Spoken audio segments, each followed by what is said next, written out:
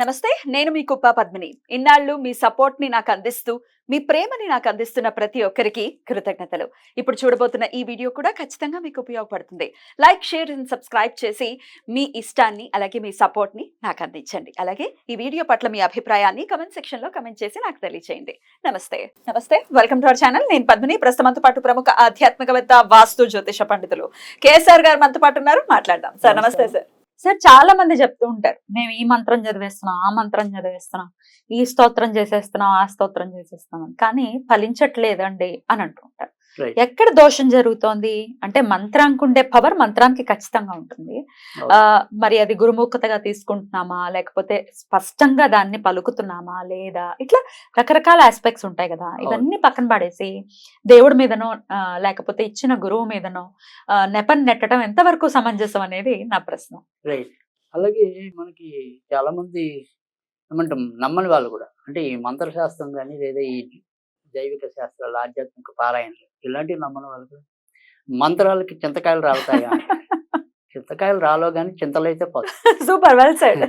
So అది చేసే విధానం బట్టి ఉంటుంది, ఇచ్చే గురువు బట్టి ఉంటుంది. సరే, కొన్ని గురువు లేకపోయినా కూడా మీకు ఎలా చేయొచ్చు అనేది ఒక పద్ధతి మనకి కొన్ని శాస్త్ర ఉందా, ప్రవచనలు వాళ్ళు ఇచ్చిన వాళ్ళు ఉన్నారు. ఇంకో పద్ధతి ఉంది అయితే, ఉంది. గురుముఖతగా తీసుకోకపోతే. అయితే స్తోత్రాలకి ఇది వర్తించదు కదా. స్తోత్రాలు అనేది అసలు గురుముఖంగా అవసరం లేదు.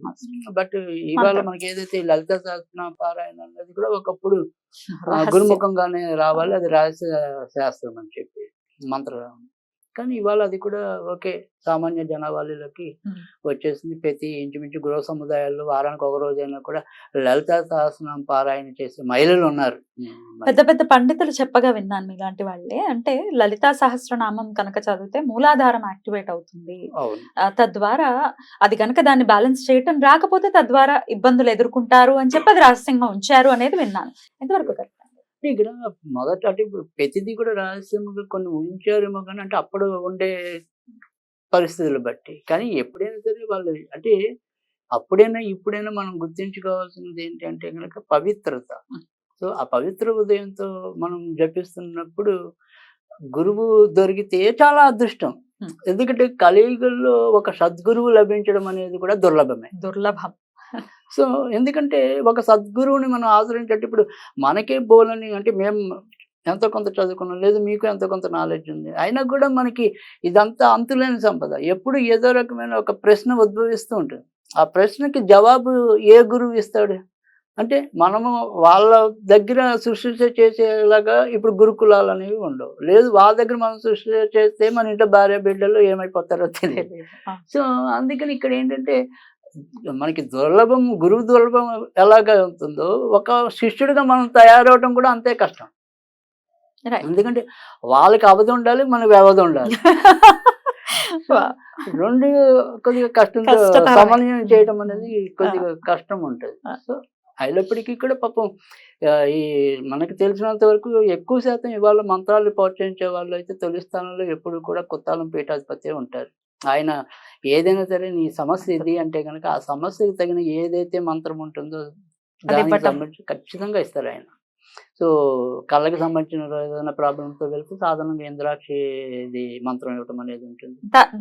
దానికి గాను ఏదైనా ఎక్స్పెక్ట్ చేస్తారా, అంటే రుసుము తీసుకోవటం ఇట్లాంటివి? నాకు తెలిసినంత వరకు ఏం పెద్దగా ఉండదు. మనం ఏదైనా సంతోషం కొద్ది ఇవ్వటమే. మరి ఇప్పుడు ఉండే కాలమాన పరిస్థితులు నాకు తెలియదు. నేను ఎప్పుడైనా ఆయనతో అదే చెప్తున్నాను, నేను బాగా ఉండి 7-8 ఏళ్ళ పైన అయిపోయింది. అప్పుడైతే ఉండేది కదా, అప్పుడేమి ఉండేది కాదు. ఈవెన్ మనం అరటిపళ్ళు అలాంటివి ఇచ్చినా కూడా మళ్ళీ తిరిగి మనకే ఇచ్చేస్తారు. వస్తాం కదా, ఆయన దర్శనం కోసం వచ్చిన వాళ్ళ చేతిలో పెట్టేస్తారు. ఆయన కేవలం అలా ముట్టుకుంటారేమో కదా, అంతేనండి. అంతే తప్ప పాప ఆయన ఏమి అంత మరీ, నాకు తెలిసిన ఇవాళ రోజుల్లో ఉన్న అతి తక్కువ కమర్షియల్ ఆయనే. బట్ కాకపోతే ఏంటంటే వీళ్ళకి మెయిన్ ఇబ్బంది ఏంటంటే కొద్దిగా ఈ ఆశ్రమ పోషణ ఇవన్నీ సాగాలి కాబట్టి ఎంతో కొంత ఎక్స్పెక్ట్ చేయటం అనేది, అది కూడా ముఖ్యంగా ఈ వామాల కోసం కొంతవరకు రుసుము అనేది ఉంటుంది తప్ప మిగతా వాటికి పెద్ద వీళ్ళు అది చేయటం అనేది అయితే ఉండదు. బట్ ఇప్పటికైతే నాకు అంత తెలీదు. బట్ కానీ ఇప్పటికీ నేను ఆయనే సద్గురువు, మంచి గురువు అంటాను. రైట్.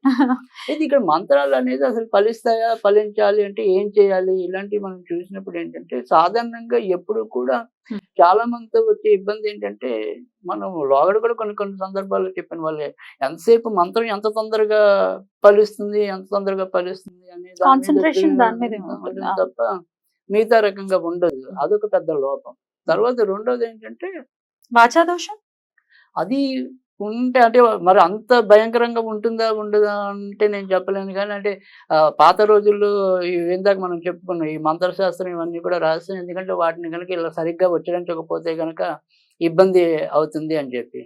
అందుకని అక్కడ ఇలాగే ఒకసారి ఏంటంటే ఏదో మంత్రంలో రక్ష అని వచ్చిన చోట ఈయన భక్ష అని చదివాడని, ఆ తర్వాత ఆయన దానివల్ల దక్కించిందని చెప్పి కూడా అంటూ ఉంటారు. జాగ్రత్త అవసరం కదా, వాచా దోషం జరగకుండా ఉండాలి కదా. అందుకని ఆ ఉచ్చారణ దోషాలు అవన్నీ కూడా కరెక్ట్ గా ఉండటం కోసం అని చెప్పి మనం ఒక గురువుని తీసుకోవటం అనేది జరుగుతుంది. తర్వాత రెండోది వచ్చేప్పటికి ఏంటంటే, వీటిని మనం పద్ధతి ఏదైతే ఉంటుందంటే ప్రతిదానికి కూడా ఒక మంత్రాన్ని, ఒక దేవతని అనే దాన్ని మనం ఏదైతే దృష్టిలో పెట్టుకుని చేస్తున్నామో, ఆ దేవత యొక్క విధానంలో కనుక ఆరాధించినప్పుడు అది మనం ఇంత శీఘ్ర ఫలితాలు ఇవ్వటం అనేది ఉంటుంది. అంటే ఇక్కడ ఏదైనా సరే మీరు స్త్రీకి సంబంధించినవి ఏమైనా సరే, ఈ జప సాధనలు అనేవి ఏవైతే ఉంటాయో అలాంటి వాటిలో ఉంటే గనక ఎక్కువ మీకు ఉపయోగపడేది ఎరుపు గాని, తర్వాత తెలుపు రంగు గాని, తర్వాత వచ్చేప్పటికి ఆకుపచ్చ.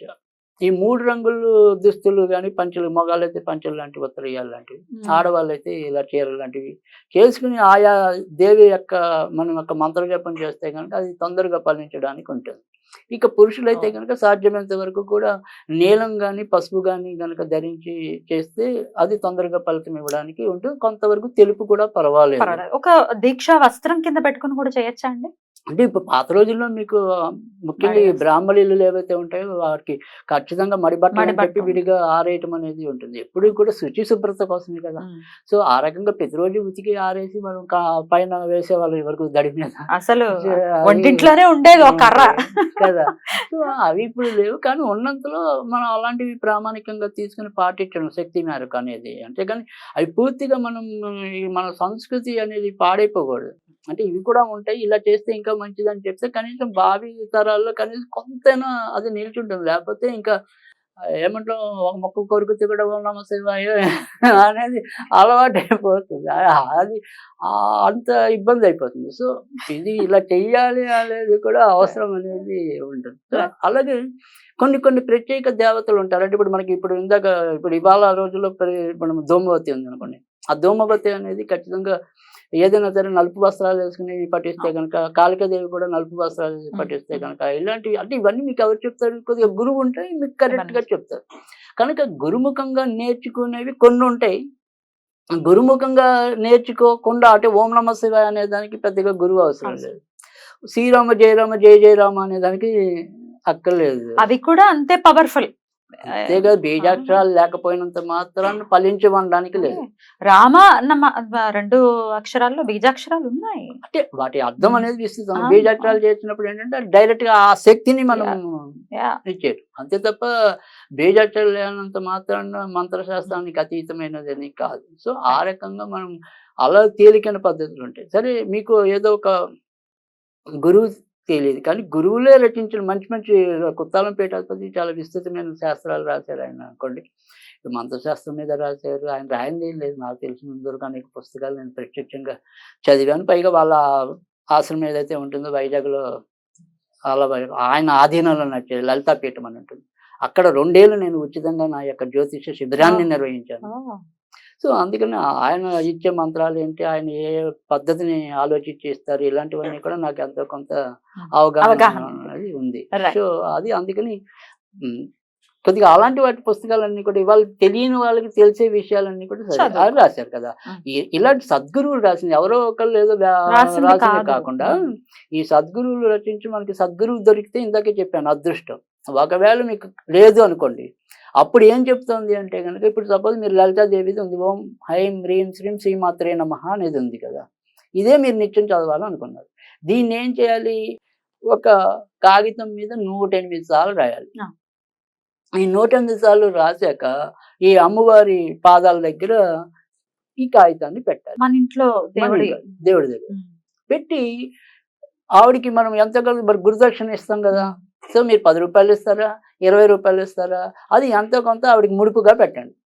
దీన్ని మళ్ళీ ఎప్పుడైనా ఏదైనా అమ్మవారి గుడిలోనే వేసేయండి. ఓకే. ఆ పేపర్ అప్పుడు అదే ఆ పేపర్తో ఆ పేపర్ వేసేయండి. కూడా అక్కడ ఏదైనా ఒక చెట్టుకి కట్టేయటం కానీ లేకపోతే లేదా హుండీలో అక్కడ వేసేయడం. వేసేయటం, హుండీలో వేసేయటం చేసినా కూడా మీకు ఆవిడ లలితే మీకు గురువుగా భావించి అద్భుతం. ఇచ్చినట్టుగా అవుతుంది. సో అలా అది చేసుకోవచ్చు. అలా చేయొచ్చు. అది మాకు గురువులు లేరండి అని బాధపడద్దు. ఆ, కానీ నేననేది ఏంటంటే ఈ మంత్ర శాస్త్రం గురించి విపులంగా రాసిన వాళ్ళ పుస్తకాలు తీసుకోండి కానీ అటు ప్రతి మంత్రాన్ని చేసి అంటే ఒక్కోసారి కొంతవరకు ఇబ్బంది అనేది ఉంటుంది. ఉంటుంది. కానీ ఏదైనా సరే ఇందాక చెప్పిన ఈ ముఖ్యంగా కుత్తాలం వారు రచించిన పుస్తకాలు కానీ తర్వాత గతంలో కూడా చెప్పాను మధుసూదన సరస్వతి అని ఉంటారు, ఆయన రచించిన పుస్తకాలు కానీ ఇలా పెద్దవాళ్ళు ఇప్పుడైతే రమ్యానంద భారతి గారు కూడా రాస్తున్నారు పుస్తకాలు. ఆయన మన పూర్తిగా కుత్తాలం పీఠాధిపతి యొక్క శిష్యరికంలో ఉన్నటువంటి ఉంది. అంత క్రితం వాళ్ళు చెప్పుకున్న దాన్ని బట్టి పూర్వజన్మలో వాళ్ళిద్దరికి కూడా ఏదో రకమైన సంబంధం ఉంది మన వీరికి ఆరికి. సో అందుకే ఆవిడ పూర్తిగా ఆయన యొక్క ప్రభావం మీదే ఉన్నట్టుగా ఉంటుంది కనుక ఆవిడ రచించిన ఏదైనా సరే కొంతవరకు నిష్ణాతులు ఎవరైతే ఉంటారో వాళ్ళవి వాళ్ళ follow ద్వారా చేయడం. మనం తీసుకోవటం అనేది లేదు. వాళ్ళ పరంపరలో వచ్చి వాళ్ళు అంటే ఇప్పుడు నాకు ఒకసారి మనకి ఇచ్చారు ఈయన కుత్తాలం పీఠాధిపతి అనుకోండి సపోజ్, అదే మంత్రాన్ని నేను మీకు మళ్ళీ ఆయన ఎలా ఇచ్చారు మీకు నేను ఇవ్వగలను కదా. అవును, ఎందుకంటే సాధన చేసిన ఇది ఉంది కదా. రైట్. అంటే ఇక్కడ ముఖ్యంగా ఈయనైతే కనుక కుత్తాలం పీఠాధిపతి గారు ఖచ్చితంగా పూర్తిగా ఒక పద్ధతిలోనే చెప్పడం. అంటే ఇప్పుడు సపోజ్ మీకు ఒక మంత్రం ఇచ్చారు అనుకోండి, ఆ మంత్రం ఆయన మినిమం 1,00,000 అంటారు చేయాల్సిందే. 1,00,000 సార్లు ఏముంది అది. ఇప్పుడు ఓం అయిన శ్రీమాత్ర అనేది రోజుకి ఈజీగా మీరు ఒక గంట కూర్చుంటే కనీసం 1000 వెళ్ళిపోతుంది ఈజీగా 100 రోజుల్లో 100 రోజులు కదా. సో అలాంటి తేలికైన పద్ధతిలో ఉండే మంత్రాలు ఎంచుకోండి. మరీ పెద్ద పెద్ద ప్రత్యంగా అంటే అది చాలా పెద్ద మంత్రం ఉంటుంది. అలాగే ఇదే వారాహిలో మీకు 210 అక్షరాలు ఉన్న మంత్రం కూడా ఉంది. సో మరి అలాంటి పెద్ద పెద్ద వాటి జోలికి వెళ్ళకపోయినా ఇలా సింపుల్గా ఉండే మీకు ఈజీగా వచ్చేసిన ఏమవుతుంది, తొందరగా మంత్రం కదులుతుంది. అలాగని మంత్రం ఏమన్నారంటే ఆయన మనకి 3 పద్ధతులు ఉంటాయి. అంటే మంత్రం ఎప్పుడు కూడా ఒకటి బిగ్గరగా చదవకూడదు, లోపల చదువుకో. ఈ లోపల చదివేది కూడా అంటే పెదాలు కలపకుండా చదవటం అనేది. అందుకని ఇక్కడ మానసికంగా పెదాలు కలపకుండా ఓం నమ శివాయ ఓం నమ శివాయ అనేది అయితే అది ఉత్తమం. సో కొంతవరకు పెదాలు కలిపి ఓం నమ శివాయ అంటే అది మధ్యమం. ఓం నమ శివాయ అంటే ఏదైనప్పటికీ కూడా ఈ ఒక మంత్రం కానీ ఏదైనా కానీ కేవలం సామూహికంగా చేసినప్పుడు మాత్రమే దాన్ని బిగ్గరగా చేయటం అనేది తప్ప వ్యక్తిగత సాధనలో ఎప్పుడు కూడా సాధ్యమైనంత వరకు మానసిక వాచ అయితే మీకు తొందరగా ఫలిస్తుంది. సో అలా ఆ రకమైన పద్ధతులు తెలుసుకుని చేస్తే కనుక తప్పకుండా మంత్రాలు అన్నవి అయితే గ్యారంటీగా పనిచేయటం అనేది ఉంటుంది. అంటే ఒక్కోసారి ఏమవుతుందంటే నా అనుభవం వరకు మనం ఏదైనా సరే ఒక 90 రోజులు 100 రోజుల్లో చేస్తాం కదా, ఆ 90-100 రోజుల్లో ఒక్కోసారి పని చేయకపోయినప్పటికీ కూడా ఖచ్చితంగా ఒక 2-3 నెలలు అటు ఇటుగా కూడా దాని యొక్క ఫలితం మనకి ఎంతో కొంత అందటం అనేది అయితే నేను ప్రత్యక్షంగా చూస్తున్నాను. అందుకని ఇవాళ చేసేసి ఇవాళే రావాలి అంటే అసత్య ప్రదర్శన చేయగానే గర్భం వచ్చిందా లేదా అనుకుంటే నేనేం చేయలేను. సో కొంతవరకు కష్టపడాలి, కష్టపడి సాధన చేస్తే ఖచ్చితంగా చింతకాయలు రాలో కానీ చింతలు పోతాయి. అలా పోవాలనే ఈ ప్రశ్న అడిగాను నేను. డెఫినెట్ గా ఉన్నటువంటి సో అవన్నీ ఒక పద్ధతి. అలా కాకపోయినా అవి ఏం పాటించకపోయినా కూడా మనం నిత్యం ఒక పద్ధతిలో ఒక నియమిత సంఖ్యలో అంటే 1,00,000 అనేది 1,00,000 మీకు అవ్వలేదు అనుకో, ప్రతిరోజు ఒక నియమిత సంఖ్య ఎట్టుకోండి, 108 అనేది అది ఖచ్చితంగా మీకు ఒక 5-6 నెలలకైనా తప్పకుండా పనిచేస్తుంది. ఆ రకంగా మీరు మంత్రాలు అనేది చాలా శక్తివంతమైనవి, అందులో అయితే ఆక్షేపం లేదు. బ్యూటిఫుల్ అండి, చాలా అద్భుతంగా వివరించారు. ఇది కావాల్సినటువంటి ఒక మంచి టాపిక్. డెఫినెట్ గా ఇది యూజ్ అవ్వాలని మనస్ఫూర్తిగా కోరుకుంటూ థ్యాంక్ యూ అండి. నమస్తే.